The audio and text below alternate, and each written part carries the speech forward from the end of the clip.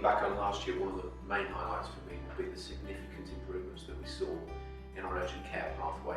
So improvements not only in the flow within the hospital but also in our important community services, which improve patient safety and patient experience. We take infection prevention very seriously. It's been 2 years since our last MRSA bacteremia, and we've seen a significant reduction in the number of C. diff cases, only reporting 2 cases against a target of 24. Whilst we haven't met all of our national targets this year, we have performed really well, just missing a few targets by a very small amount.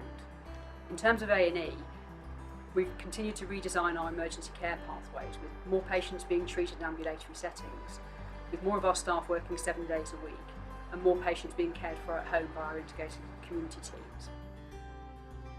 Due to our work on promptly identifying and treating deteriorating patients, we have significantly reduced the number of avoidable deaths across the Trust.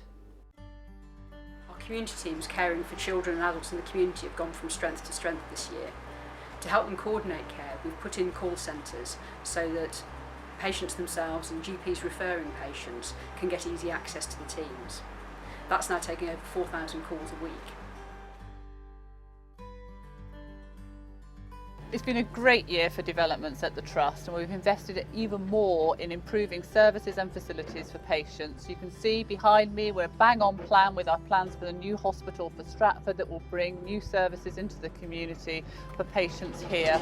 We open our new wards later this year, and we're creating a state-of-the-art orthopaedics department and an opportunity to release space elsewhere on site to develop new services.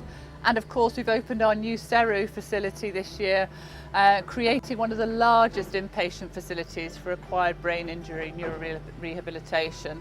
And we've got an increasing number of patients wanting to come there for the high quality services that we are delivering. I think the challenge for any NHS provider is to be able to deliver as much as you possibly can at the highest possible standard within the resources that you have. So I'm delighted that we were able to maintain a small surplus last year, but do all of these fantastic things to improve care to patients. The NHS runs on people, so I'd like to thank the people who work in the organisation, our staff, our board, our governors who oversee the running of the Trust, but also all the supporters that we have in the community that have done fundraising for us, that work in our League of Friends, that volunteer, because they really help us deliver the best care to patients